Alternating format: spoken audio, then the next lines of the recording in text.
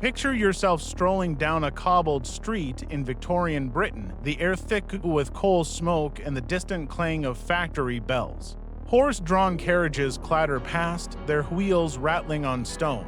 At the corner, a candy shop glows like a jewel, its windows bursting with striped humbugs, glossy toffees wrapped in vibrant paper, and bonbons that shimmer like treasures. Children press their noses to the glass, eyes wide with longing, a single penny promising a pocketful of joy. But what if those sweets, the very heart of childhood dreams, could kill? Not through malice or murder, but through the careless hands of trusted shopkeepers and factories chasing profit over safety. These weren't rumors, they were chilling reality. For many, a single sweet meant the difference between life and death. Tonight, we uncover the dark truth of Britain's deadly sweets, a forgotten era where innocence was poisoned and candy became a silent killer. Stay with me, this story will change how you see sweets forever. Welcome to PastMuse, where history's darkest secrets come to light. The Victorian era, mid to late 1800s, was a time of relentless progress.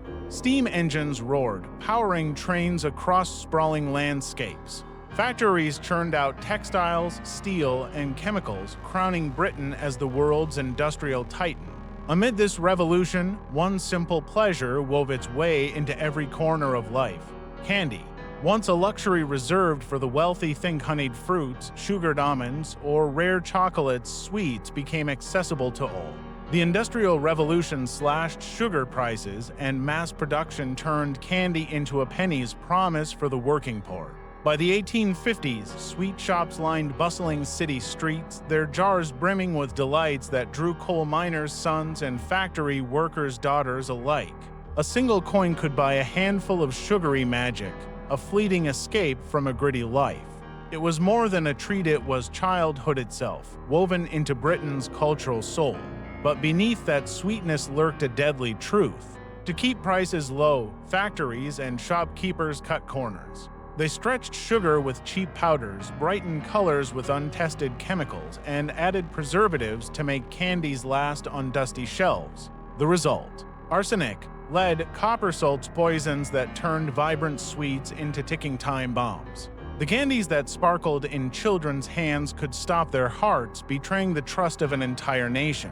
In 1858, the bustling industrial town of Bradford, England, became the stage for a tragedy that would haunt Britain. Its crowded markets teemed with merchants, laborers, and children darting through the chaos. At the heart stood a modest sweet shop run by William Hardacre, known to locals as Humbug Billy, his peppermint humbug striped. Glossy and cheap were a favorite, drawing eager children and weary parents with their sugary allure. But on one fateful October day, a catastrophic error turned joy into horror. Billy sent his assistant to buy powdered sugar from a local supplier who sourced it from a druggist's warehouse where chemicals sat side by side with food. In a deadly mix-up, a mislabeled sack was handed over, not harmless DAF filler, but arsenic trioxide, one of the deadliest poisons known. Small doses caused agony. Larger ones brought death. This sack held enough to kill thousands. Unaware, the assistant mixed it into the candy batch. The humbugs rolled out, looking as innocent as ever, and were sold to unsuspecting families. Hours later, chaos erupted. Children collapsed in the streets, writhing in pain. Parents clutched their stomachs, vomiting violently. Doctors raced from house to house, powerless to stop the nightmare. The link: every victim had eaten Billy's humbugs. By the end, over 20 lay dead, more than 100 poisoned all from a penny sweet. Newspapers screamed of the Bradford Poisoning, a tragedy that claimed entire families, not through plague or war, but through candy. Hauntingly, Billy himself ate a humbug and barely survived. The nation reeled, suddenly aware that the sweets symbolizing joy had become a deadly threat. The Bradford disaster was the most infamous case, but it was only the beginning of a chilling truth. Victorian candy wasn't just sweet, it was often laced with poisons so dangerous they'd horrify us today. Arsenic whitened sugar or bulked it out, causing vomiting in small doses and organ failure in larger ones. Lead chromate, used in paints, gave candies a dazzling yellow glow but poisoned countless children. Copper sulfate created vibrant green hues, turning lozenges into heavy metal traps. Red lead and mercury compounds deepen colors, making sweets irresistible to the eye but lethal to the body. To Victorian children, brighter candies were better. To shopkeepers, cheaper ingredients meant bigger profits. But to victims, these were silent killers. The sweets looked flawless, no chemical smell, no bitter taste, just sugar's sweetness masking the poison within.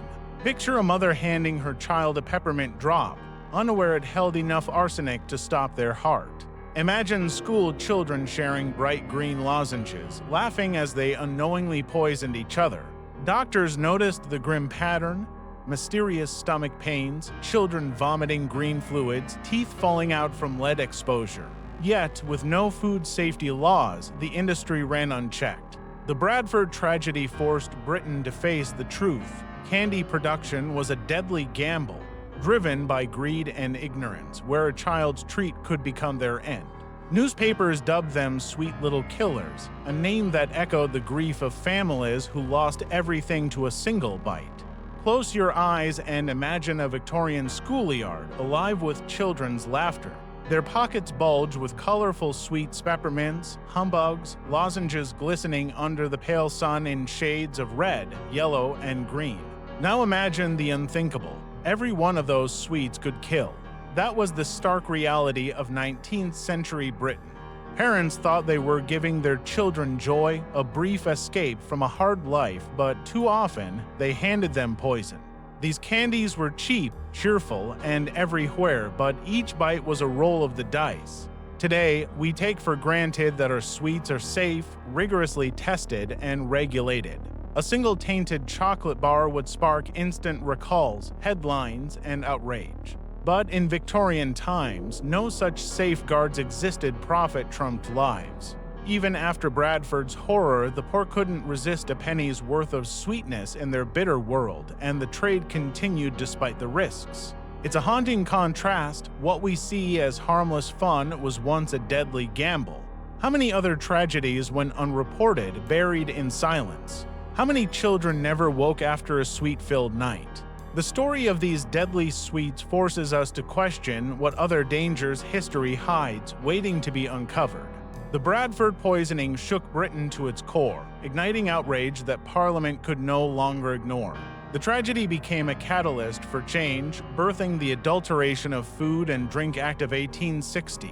For the first time, inspectors could test sweets, find dishonest shopkeepers, and shield the public from hidden poisons. Slowly, deadly dyes and fillers vanished from confectionery. Arsenic, lead, and copper salts were replaced with safer alternatives, and by the early 20th century, candy shops became places of joy once more, free from the specter of death. Yet the memory of Bradford endured, whispered as a grim warning. Humbug Billy's poisoned sweets became a cautionary tale, a reminder that even the most innocent pleasures could hide lethal dangers. The scars of those lost to a penny sweet lingered in the nation's conscience, a testament to the cost of unchecked greed. The deadly sweets of old Britain are gone, but their chilling story lingers, wrapped in the striped paper of history's darkest moments. They remind us that even the sweetest joys can hide shadows, that innocence can mask betrayal. The next time you unwrap a candy, think of those children in Bradford, their laughter silenced by a treat meant to bring happiness. Think of the families who learned, in the most heartbreaking way, that sweetness could kill. History always speaks if you listen closely, revealing truths that linger beneath the surface. And if deadly candies shocked you, wait until you discover what criminals ate behind the bars of old British prisons. This is PastMuse, where the past's secrets unravel.